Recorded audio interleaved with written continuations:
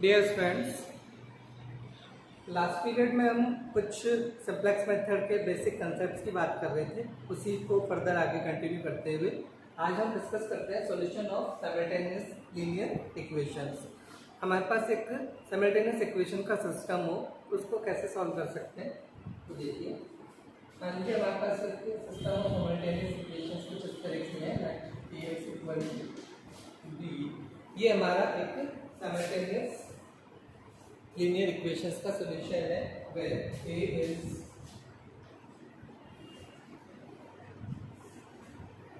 A11, A12, A13, A11, A21, A22, A23, A2n and so on, AM1, AM2, AM3, AMN। ये ए matrix है हमारा। इसी तरह से x जो होगा वो हमारा x1, x2, x3 and so on xn। और b जो है हमारे पास वो कॉलम मैट्रिक्स है b1, b2 and so on bn। तो ये जो सॉल्यूशन, ये जो साइमल्टेनियस इक्वेशन का सिस्टम है Ax इक्वल टू b, इसको हम मैट्रिक्स फॉर्म में इस तरह से लिख सकते होते हैं। ये मैट्रिक्स फॉर्म बन गई इसकी, या ये हमारा कोफिशिएंट मैट्रिक्स है, x हमारे वेरिएबल्स का वेक्टर, ये मैट्रिक्स है। ये इक्वेशन का सॉल्यूशन हम पढ़ चुके हैं, x बराबर a इनवर्स b होता है। और इसके साथ साथ हम यहाँ पे देख चुके हैं कि x बराबर a इनवर्स b है। तो ये सिस्टम हमारा इस तरह से सॉल्व केवल तभी हो पाएगा जब हम a इनवर्स निकाल सकते हो। ये हमें पता है a इनवर्स हमें तभी मिलेगा जब मैट्रिक्स A हमारा नॉन सिंगुलर हो, यानी कि डिटरमिनेंट A की वैल्यू नॉन जीरो। लेकिन क्या डिटरमिनेंट A की वैल्यू अगर जीरो हो तो क्या ये इक्वेशन सॉल्व नहीं हो सकती? मे भी हो सकती है। तो वो ये इक्वेशंस कब सॉल्व हो पाएंगी, कब नहीं हो पाएंगी, अगर हम इसको डिस्कस करें तो ये चीज़ें भी हम पहले देख चुके हैं। मैं एक बार रिपीट कर देता हूँ। हमारे पास तीन केसेस हैं। केस फर्स्ट हम लेते हैं व्हेन रैंक ऑफ मैट्रिक्स आप लोग पढ़ चुके हैं, ये सारी चीज़ें आप लोग एक बार पहले पढ़ चुके हो और मैं रिपीट कर रहा हूँ। If rank of matrix A is equal to the rank of augmented matrix AB। यहाँ ये जो AB मैट्रिक्स है ये इसका ऑगमेंटेड मैट्रिक्स कहलाता है। ये ऑगमेंटेड मैट्रिक्स जो है AB वो है कि अगर हम A मैट्रिक्स में B मैट्रिक्स को और ऐड कर दें, यानी कि AB एक बार मैं आपको बता देता हूँ क्या होगा। ये हमारा A मैट्रिक्स था, A11, A12, A1n, A21, A22, A2n, AM1, AM2, AMN। इसके साथ में मैं B और ऐड कर देता हूँ। B हमारा था B1, B2 and so on Bm। ये B हमारा एक कॉलम मैट्रिक्स था, तो ये एक कॉलम मैंने इसमें और ऐड कर दिया। ये एक कॉलम इसमें एक्स्ट्रा और जुड़ गया। तो अब ये जो मैट्रिक्स बना है AB, ये इसका ऑगमेंटेड मैट्रिक्स कहलाता है। तो if augmented matrix AB, rank of augmented matrix AB is equal to the rank of coefficient matrix A and is equal to n, then system have unique solution।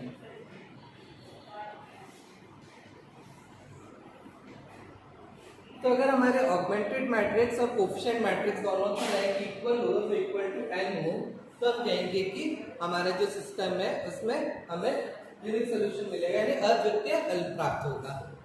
तो इस तरह का system जो होगा उसमें हमें केवल इसको अगर हम सॉल्व करते हैं तो हमारे पास केवल एक ही सॉल्यूशन आएगा, यानी कि यूनिक सॉल्यूशन होगा। सेकंड केस हम देखते हैं।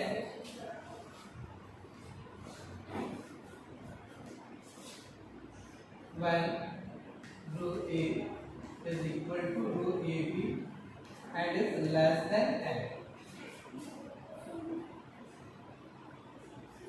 रो ए और रो ए भी इक्वल है। अगर ये दोनों इक्वल है कोफिशिएंट मैट्रिक्स और ऑगमेंटेड मैट्रिक्स की रैंक इक्वल है, it mean system is consistent.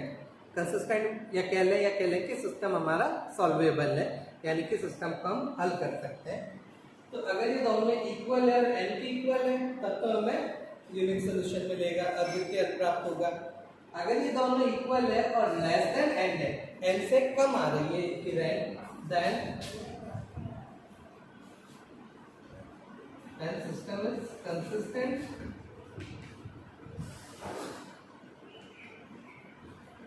and have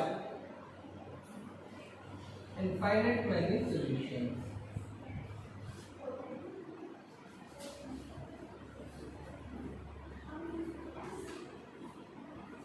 So if rho A is equal to rho AB and is less than n, अगर हमारे कोफिशिएंट मैट्रिक्स और ऑगमेंटेड मैट्रिक्स की rank equal हो लेकिन n से कम आ रही हो, तो उस केस में सिस्टम हमारा कंसिस्टेंट तो होगा, हल तो मिल जाएंगे हमें, सॉल्व तो हो जाएगी वो, लेकिन इस केस में हमें इनफाइनाइट मैनी सॉल्यूशंस मिलेंगे, यानी हमें अनंत हल प्राप्त होंगे।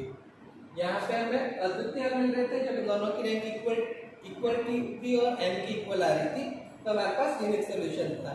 लेकिन इन दोनों की रैंक इक्वल हो लेकिन n से कम हो तो हमारे पास इनफाइनाइट सॉल्यूशंस होंगे। और थर्ड केस हम देखते हैं,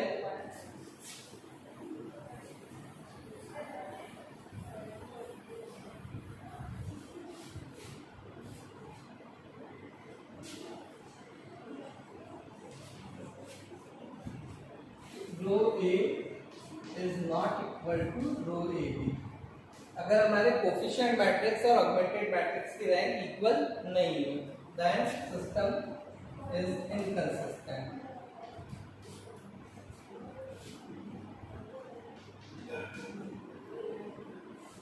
system is inconsistent means system have no solution. तो अगर ऑगमेंटेड मैट्रिक्स और कोफिशिएंट मैट्रिक्स की रैंक इक्वल नहीं आती है तो वो सिस्टम ऑफ इक्वेशन सॉल्वेबल नहीं होगा, उसको हम हल नहीं कर सकते। चलिए देन नेक्स्ट इसके बाद में अपन बात करते हैं बेसिक सॉल्यूशन की।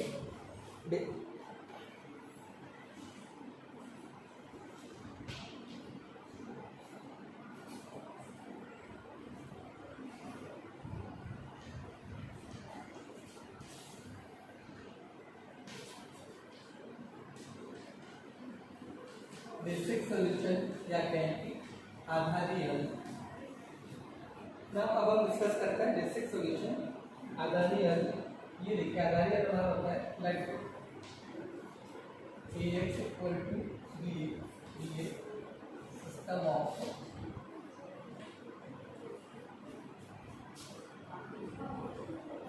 m equations and m variables where m is less than n and rho A is equal to rho AB is equal to n। मान लीजिए Ax इक्वल टू बी हमारा सिस्टम ऑफ इक्वेशंस है जहाँ पे हमारे पास equations number of equations m है और नंबर ऑफ वेरिएबल्स n है, where m is less than n and rho A is equal to rho AB is equal to m। Augmented matrix और coefficient matrix की rank equal है, वो equal to m है, then a solution obtained by setting any n minus m variables to 0 is called basic solution।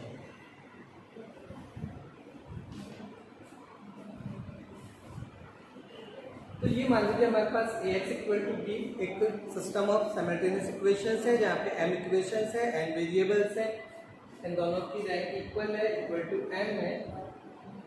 तो ये हमें पता है कि इस केस में हमारे पास इनफाइनाइट मैनी सॉल्यूशंस मिलते हैं। Infinite many solutions find out करने के लिए हमें कोई भी n माइनस m वेरिएबल्स को हम अलग अलग वैल्यूज असाइन करते हैं। वो अलग अलग वैल्यूज असाइन करके हमारे पास अलग अलग सॉल्यूशंस प्राप्त मिलते हैं। तो वो हमारे पास इस तरह से इनफाइनाइट सॉल्यूशंस मिल सकते हैं। तो if a solution then a solution obtained by setting any n minus m variables to 0, तो एक सॉल्यूशन जिसमें हम n minus m वेरिएबल्स को 0 वैल्यू असाइन कर लें, उनको 0 सेट कर लें, तो जो सॉल्यूशन हमें मिल रहा है वो सॉल्यूशन हमारा कहलाएगा बेसिक सॉल्यूशन आधारीय।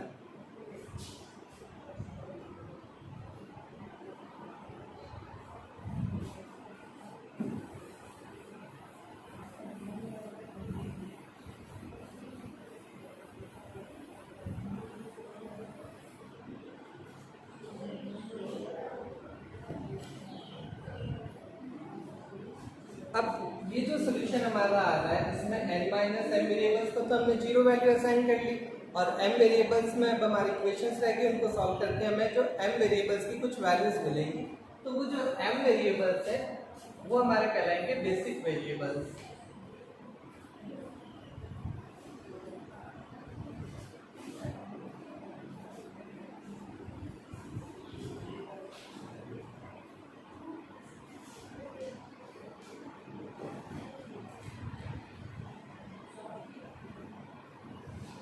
और ये जो n माइनस m वेरिएबल्स थे जिनको हमने 0 वैल्यू असाइन की थी,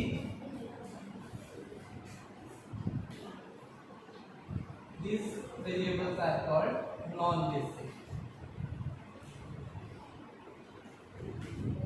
तो जिनको हमने 0 वैल्यू असाइन कर ली वो सारे वेरिएबल्स तो हमारे हो गए नॉन बेसिक, और उसके अलावा जो m वेरिएबल्स रह गए वो हमारे कहलाएंगे बेसिक वेरिएबल्स। और इन बेसिक वेरिएबल्स को सॉल्व करके जो हमारे पास सॉल्यूशन आएगा वो हमारा बेसिक सॉल्यूशन है। तो अब देखिए, अगर मैं इन n माइनस m वेरिएबल्स को 0 वैल्यू असाइन कर लेता हूँ तो उसके बाद में देखिए ये एक सिस्टम ऑफ इक्वेशन जो हमारा था ax b, ये हमको इस तरह का रह जाना है bxb b टाइप का, या b में हमारे पास केवल बेसिक वेरिएबल्स हैं, उनका मैट्रिक्स है। तो xb हमारे पास जो आएगा वो हो गया b इनवर्स b। तो ये हमारा बेसिक सॉल्यूशन जो है वो इस तरह से आएगा b इनवर्स b से। यहाँ ये जो बेसिक वेरिएबल्स हैं ये हमारे लीनियरली इंडिपेंडेंट होंगे।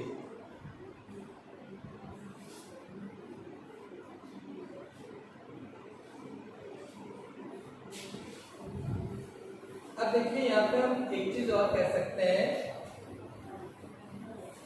कि मैक्सिमम जो बेसिक सॉल्यूशंस हमको इसमें मिल सकते हैं,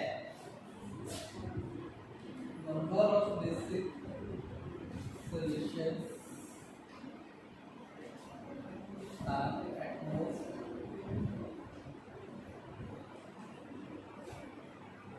NC।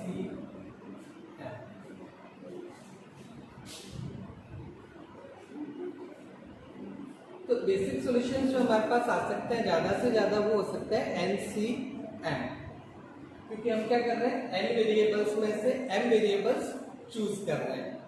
हमारे पास n वेरिएबल्स थे टोटल, उनमें से हमने m वेरिएबल्स चूज किए और रिमेनिंग n माइनस n को हमने 0 वैल्यू असाइन कर ली।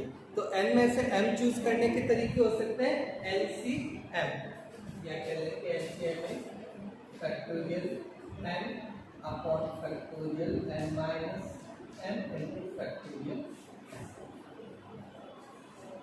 तो ये हमारे पास नंबर ऑफ बेसिक सॉल्यूशंस जो है वो ये हो सकते हैं NCM। अब इसके बाद में फर्दर नेक्स्ट में बात करूंगा, ये सॉल्यूशन जो है वो हमारे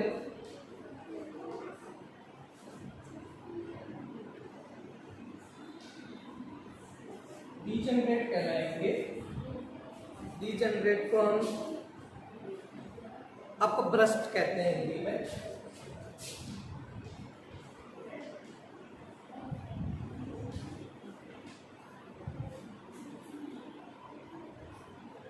अपभ्रष्ट ये कहलाएगा, डीजनरेट कहलाएगा कि if any one of the basic value of any one of value of any one basic any of the basic variable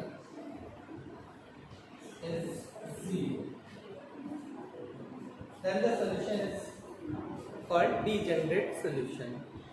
कि अगर हमारे जो बेसिक वेरिएबल्स है, जो m वेरिएबल्स हमारे बेसिक थे, जो आधारित चर थे, उन आधारित चरों में से किसी एक भी चर की वैल्यू अगर हमें 0 मिलती है जब हम इक्वेशन सॉल्व कर रहे हैं, बेसिक सॉल्यूशन निकाल रहे हैं, कि if in basic solution the value of any basic variable is 0, then that basic solution is called degenerate basic solution. और दूसरी बात हम करते हैं नॉन डीजेनरेट की।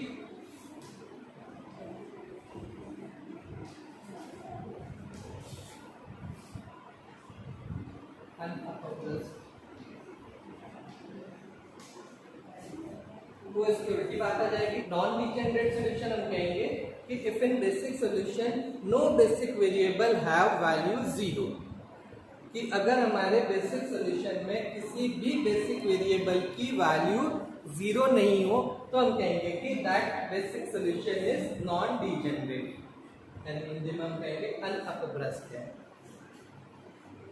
देन एक लास्ट बात मैं भी कर लेता हूँ, बेसिक फिजिबल सॉल्यूशन, जो हमारे सिंप्लेक्स मेथड में बहुत काम आने वाली चीज है।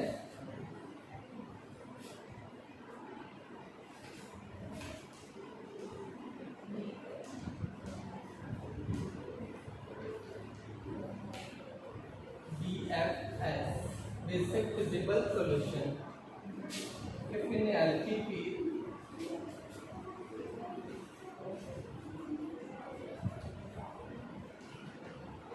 feasible solution is basic, then it is called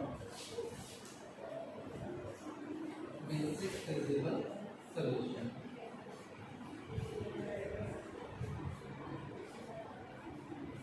basic feasible solution हमारा कहलाएगा कि if in LPP the feasible solution is basic, then it is called basic feasible solution. यानी अगर हमारे एलपीपी में जो फिजिबल सॉल्यूशन हम निकालते हैं वो फिजिबल सॉल्यूशन अगर हमारा बेसिक है तो हम कहेंगे कि ये बेसिक फिजिबल सॉल्यूशन है।